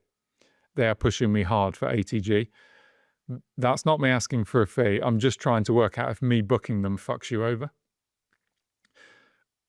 And Gav replied about the booking agent. He's fucking at it. He told me it was just Damnation and London. And I replied, is it confirmed? I asked him what else they were doing and he didn't mention Damnation. So then Gav sent me the email, which is the confirmation, sent me a photo of it. So basically, this is a fucking agent fucking us about, basically. This is an agent fucking us about, trying to get us both to book the same band in the same year. And then me and Gav, this conversation continues. We're then having a conversation about, well, do we want to both have that band? Is it a big problem? Am I fucking out? Gav's got there first. Am I fucking him over by booking the band? I still don't think we've actually got to the bottom of that. Actually, I'm speaking to the agent this week, so I will be bringing it up with him. Basically, there's another side to that as well. It's not like, okay, let's say that we're not fucking each other over and there's no issue, there's no conflict, but then it's a case of the public perception of how close do we want our lineups to overlap in any given year. There is such an overlap in that fan base. Are we taking something away from each other, even if it's not like the end of the world? Is it one of those ones where you get a bit of shit? I mean, funny or not, you did get a bit of shit when they're like Psy and the Sun's Journey Through the Night and maybe another couple of bands, Ahab, and something else appeared in your lineup following the year they played Damnation. And it's a bit like, do you want to go down that route further? Because you know what it's like. I mean, people say, oh, fucking hell, Carcass play Damnation every year. And you're like, we're 20 years in and they've done it 3 times and one of them was an emergency. But the perception is Carcass are at Damnation every single year. And it's like, do we want to get into that? It's like, okay, it's just, you're going to rinse and repeat each other's lineup. So we need to decide how we feel about, because sometimes perception's king, even when it's not true. Yeah, but I don't care about that because I'm never gonna book Wormrot, probably never gonna book Pig Destroyer, definitely never gonna book Cradle of Filth. And there's a bunch of fucking bands that you would 100% not book that are playing Arctangent. So the lineups will never be the same. I mean, I don't actually care. I think it's the one time you have to ask yourself if you care is when it's the same year, the same calendar, 2026. Like if I book bands from last year's Damnation for this year's ATG, who fucking gives a fuck? You either like the lineup or you don't. You're probably going to like it, and most of it won't have played at Damnation, albeit a few of them will. You know, in Okay. that year you're talking about, is that not the Mogwai Explosions in the Sky year? It is, isn't it? Or was it the year It before? might have been, or was it the year before? I mean, going through it, but that's what I mean. When you get that, yeah, you don't want that I to suppose seep we had, in. it was the year. No, it wasn't, because it was the Electric Wizard year, right? As well, because that would be another band that people were saying. I mean, it's weird. People are weird. I don't know. I guess I don't actually think about that when I'm booking. Like I just don't care. I do care on this example because if you've got that band booked and they're high up your lineup, you could argue they shouldn't also be high up my lineup. It's not great in the same year. I mean, how do you feel? I try not to get too worked up about it, to be honest. I mean, in an ideal situation, not doing that tangent, of course, ideally, but enough that I'm kind of know my headliner. Again, I mean, Damnation will look very different from them next year. Your lineup next year. It's a bit like I'm just not going to get my knickers in a twist about it. But at the same time, ideally, do we want to be anything other than a couple of smaller bands? Probably not. But it's hard. It's one of the ones I'm not too worked up about. If I was worked up, if it was a headline, I'd be like, James, right, let's not do that this year. I'd be like, right, fair enough. It's just going to look weird at the top of my poster and on your poster, the same fucking band. But I'm not. So now we're just having a private conversation. This is a difficult one to answer, James.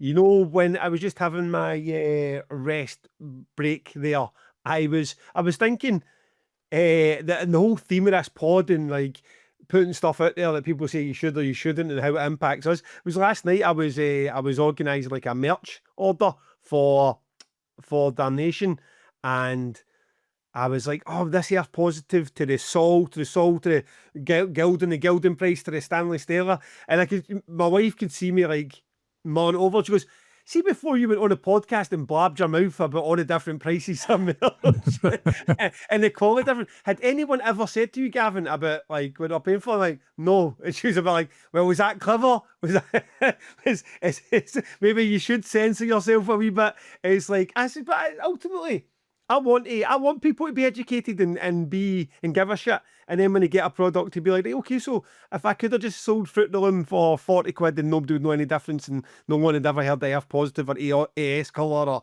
Stanley Stella, then I wouldn't feel great about it. I'd rather people got something they loved and no reason they're paying for it. So it just came to me there as I was doing that. Like maybe I do talk too much. So you can never ever do a shitty t-shirt ever again, can you? It's like, gotta be quality. It's got to be good quality. Okay, we're getting towards that 90-minute mark that we love so much. So let's give a shout out to our good friends and sponsors. First off, Lou's Brews. Now, I never realised just quietly how deep I am with this brand and product. I had my friend and his family, Graham Johnson, for 2000 Trees fame and the bag of Scottish goodies. We went out with our kids to a sort of foodie place. One of the places you can go to the different stalls and get your tacos and ice cream and so on. So we came back and he said, you know what? I've never actually tried the Lou's Brews, and I swear to God, it was like Christmas morning. I've got this big tray in my fridge of, I don't know how many it holds, maybe it holds like 30 bottles. And I'm like, and try this one, and if you like a bit of spice, and this is anal vomit free. It was like a platter. It's like a platter of sausages, and he's vegan. So I had like carrot battens instead of like chicken nuggets or something normal person would eat. And I said, try it with that, right? And then it totally escaped me, the Winnie the Lou, the hot honey. So I'm saying to him, and this one's vegan. And I went upstairs to grab something. I just thought, there is no fucking way that the honey's vegan. How could the honey possibly be vegan? So I hope he forgives me, but not all of them. I'm just so used to seeing vegan inside these bottles. But he's not too bad. I think it's more just he's not much of a meat eater. So that was great. Is he finding it? He's finding out now as he sits at home. He's finding it now. Well, listen, I found it last week. I was on his Spotify, so maybe if he's not too offended, he might not kick me off. I don't know. Maybe he just had a dip at it. Maybe he never even touched it. So, it was great. The sausages are fucking absolutely beautiful. He agrees. Maybe you'll even get a wee order. If you get an order from a Graham Johnson Lou's Brews, let me know. because if not, he'll be getting a fucking reminder. So, aye, the Two Promoters, One Sauce is still on there. Your We Lost the Sea still on there. Dark Tangent still on there. And he's got a few download ones left, which is a bit of a crowd pleaser for everyone.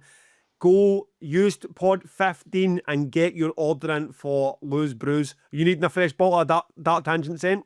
Always, that would be lovely. I mean, he's brilliant at sending new sources. I've never run out once, and I'll use them every single day. So fair play to Lou. And just for the new listeners, that is Lou, Lou, Brews, BREWS.co.uk.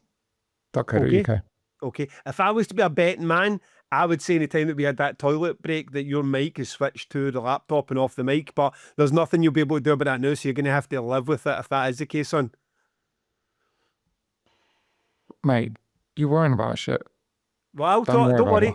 I'll talk for you. So that's pod 15 for Lou's Brews, or if you like a discount on merch, I saw merch. Now, everybody loves a vinyl. The vinyl lovers amongst you, they get new orders, pre-orders in every week, and it's across the board. They have Iggy Pop, Avenged Sevenfold, Skin, Rolling Stones, The Verve. A lot of those, obviously, not new albums just come out, but re-releases or special variants that are done for something called National Album Day variants. So get your hands on them. They also have the Between the Buried and Me record with a signed postcard for $29.99 off of yourself, James. A lovely variant of the new Wild Hearts album if you want that on, I don't know, 7 different types.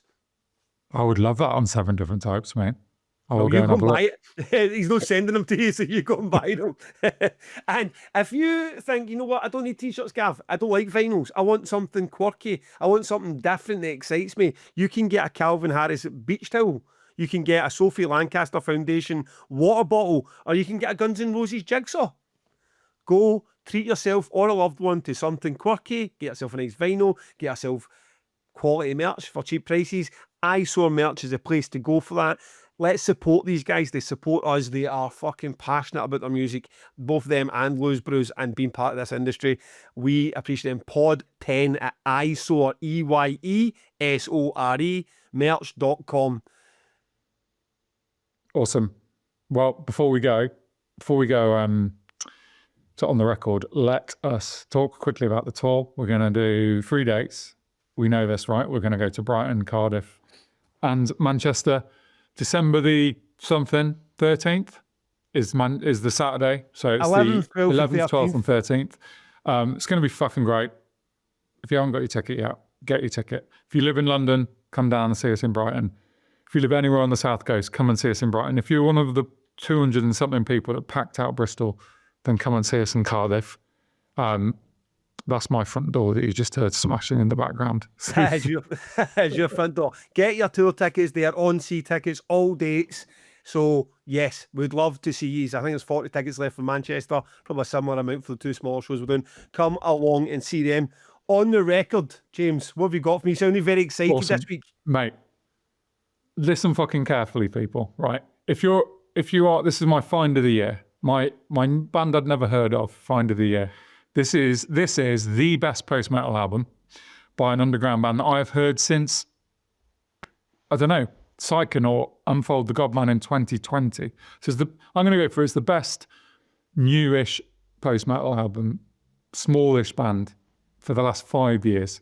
In the last 5 years, there are very few bands that can come anywhere close to touching this post-metal-wise. Maybe The Ocean, maybe Cult of Luna.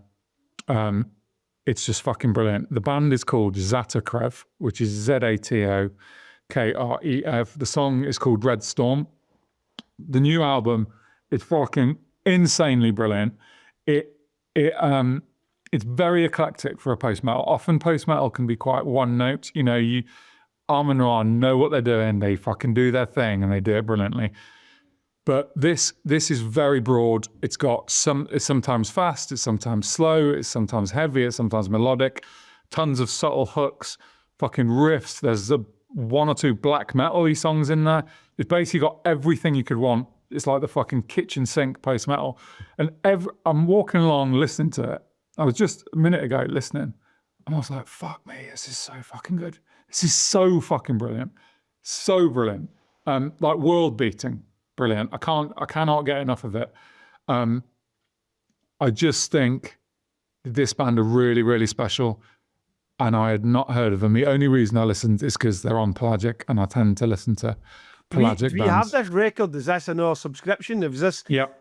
You've got it, mate. You've got it. So I have this record. So you get very excited about this band, and well done, fair play. Usually you get quite excited about a band, but your descriptions are quite, I don't know, wanting, and you don't really go anywhere with it, right? So you don't get the people excited in the same way that I might. But that was good. I appreciate it. The one thing I would say is That's really damning with faint praise there, mate. Fuck me. Post metal is I mean, 'cause I made it as far as changes before we came on this, and I agree it was an excellent record. Post metal was not where I was going there. I was like definitely bits of black metal, definitely bits of prog. I mean, I could see the comparisons to the Ocean. There's a track I think is My Only Voice is a metal track. You know, it's like there's a lot going on. I will need to give that a proper listen before I agree with you. The post metal one. Sorry, it's basically post everything. So yes, there's a black metal song, but it then goes into a really slow, sweeping, pure Cult of Luna passage in the same song. So really, when you get to the point where it's fucking heavy and it's post everything, you just the lazy man in me. If you just put it on, the lazy man in me goes, it's post metal. But look, honestly, fucking brilliant. You'll probably be hearing about this record from me again later on this year. Yeah, I mean, I was trying to scroll the album, the song titles. I started playing it. Sorry if you can hear that in the background. It's all falling to shit. But I'm excited. I like that description. I am going to, as soon as we come off this, I am going to. You're due a sort of band like getting some push for this podcast. So let's go with that. It's great they're on Pelagic. It's great that I own that record and I didn't even realise I owned it. So looking forward to listening to that. I will keep things much more, contrasting then on this same journey that I've been on, I suppose, for the last few weeks where I've been recommending these bands like Massive Attack and Radiohead and Tom York and so on. I'm going to go with Bjork, Unravel, which... Do you know, there's a couple of points in my life, obviously, that you go through and you stumble across new bands and your recommended bands and some become your favourite and some are with you forever. There was 2 points that are really stand out that surprised me. One time I was in the office when I was an editor and my crime reporter had said to me, he'd never really mentioned anything about music the whole time I'd known him. And we got chatting about music and he said, I listened to two things I'm right into them, and it's Dave and The National. And I hadn't really heard much of either, and they became 2 of my favourite artists of all time. I mean, I went big on Dave for like a year and a half. The second album wasn't as great, but that first Psychodrama album is an absolute stone cold classic. And then The National became up there with one of my favourite bands ever. And I always remember that sort of random conversation with a guy that I never had any conversation with before. And the other time that happened was in the Damnation old forums and the message boards, and we used to have this music participation thread, and it was a bit like a wee bit like your Virgins Club, but we would zip up 4 tracks of bands we'd recommend, upload the link, and then people would download the link. You'd listen. This is before like streaming services. You'd download the 4 MP3s and you'd listen to them. And at one point, somebody put up this 4. It was an Irish guy who also had a great taste in music. But he put up 4. I think one of them was Modest Mouse, one was Eels, Bjork, and I like 4 in a row that were absolutely. The 4th might even be Massive Attack. Absolute worldies, the best one I've ever done. And every single band that he recommended, I fell in love with. And this Bjork was the one where I never went too deep beyond into the rest of her music. And I saw her live and I've always liked her.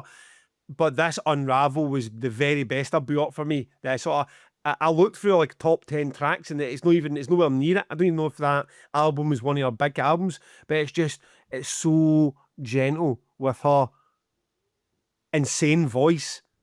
And she's just like singing a bit unraveling. It sounds like a breakup. I mean, the lyrics are amazing.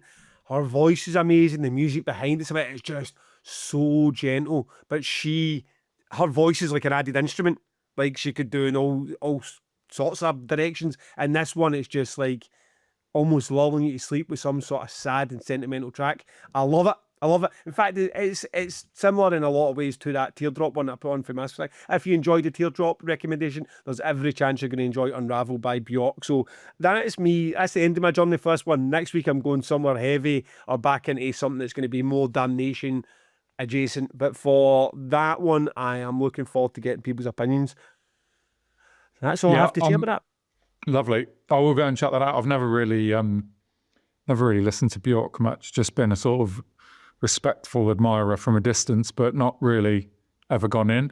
But yeah, next week I want to start going in. I was just on the phone to my brother this morning, and he's listened to every single band on Damnation. He's planned his Clash Finder before the Clash Finder is even out yet. So I'm going to start doing the same. So expect some Damnation recommendations coming from me. Yeah, well, I'm looking forward to hearing what you think on some of them. Some of them are absolute crackers. Okay, good. That was a good episode. That got a wee bit personal and a wee bit close to the bone at points. You know what I want to do?